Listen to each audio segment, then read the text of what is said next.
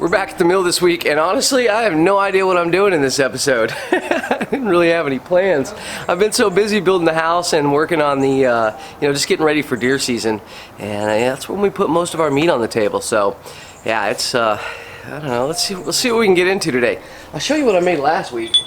We needed a hardy cutoff tool for one of the smaller anvils, and I knocked this out, and it's kind of smaller, but we really don't require much because the anvil's kind of small too, so we just kept it small. It's size steel. We had this was just a steel bar about yay big, and we knocked down the corners and yeah, made it work. So we'll find something to do today. I do want to show you something really cool though. Well, we got one more piece operational. I say we, I had nothing to do with it. I met a machinist, and he's retired, and he just told me he's a little bit bored, so he wanted to help us out. So what he did was he took this home, this wobbly piece of junk, and he milled a new pin for it and a bushing in there. Now it works great. Even put a new wheel on there, which is fantastic. Works like a champ. So that's one more piece of equipment down. Let me introduce you guys to him. So how long have you been a machinist, Mike? 50 years. 50 years. I went to a shop, and we're going to show you guys his shop in a future video, but my God, it's really neat. He's got a bunch of really cool old mills and some new modern equipment, and just about every piece of tool and die equipment that you would need to that we would need to make this stuff work. As you guys know, I don't know the first thing about milling, but he's going to help me out, and we're going to try to figure it out. So tell me what you did to this thing. I took the old shaft out and re-machined the new one. I reamed the hole for this and this, and I made the bushing to fit the shaft. I made a new shaft, and I put a new fire key in it, and he washed it. And but I got to finish my sandblasting cabinet, so I can sandblast all this, get it all clean, and we'll redo this with another bushing, and this is going to have another bushing. It'll be just like a brand new piece when I'm finished.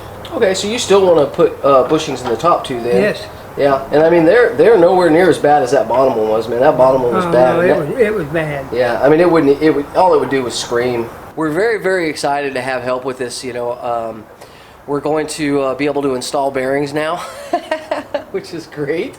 That's key. And then it'll allow us to tackle a lot of the jobs that we originally couldn't do, because it's not my profession. I don't have the skills or the equipment or the tools or the 50 years of knowledge in that particular field to do that. So I'm sure I could maybe make it work, but really you want a professional, and so I'm just glad to have you here. Your dad's pretty cool. Absolutely, I learned a lot from that man. We also got a tool brought to us today by Mike. One that we've been needing. This is a stone dresser. This is so awesome. So excited about this. So we're going to go ahead and dress this little stone behind me. I've been wanting to do that for a while. The stone's pretty good, so we're just going to dress it up. And I'm going to hold the camera. They're going to dress it up. Y'all want to do the honors?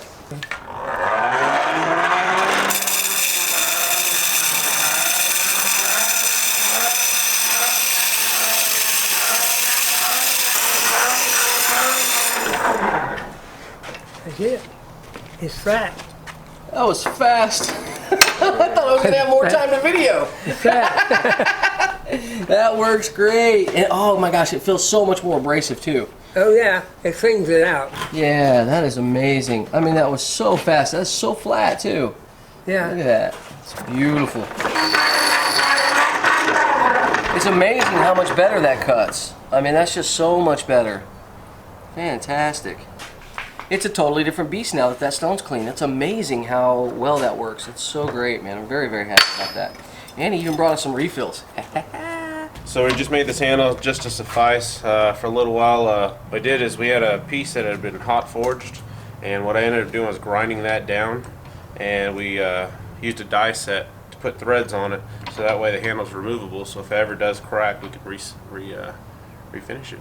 That's a great idea. So we had these hinges that were found in the barn somewhere, and I figured those give it a little nostalgia.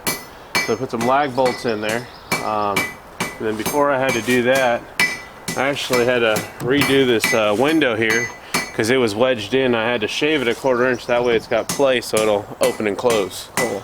I found a pulley, and I thought of this great idea of being able to pull it open and prop it up. So today I finally finished it out. And that keeps it open just like that. Lock it in place, and we set her down. Not much going on here today. We just played around a little bit of blacksmithing, made a couple knives for a few people.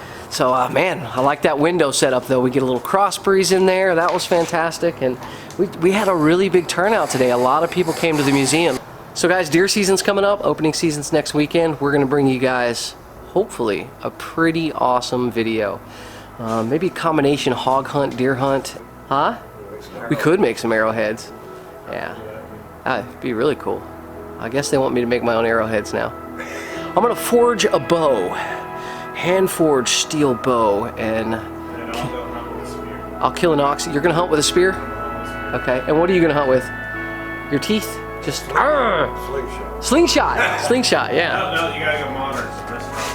Oh yeah, really sharp. Yeah. What about just a sling? What do you guys think? Should we hunt with a sling? Thanks guys. We'll see you next round.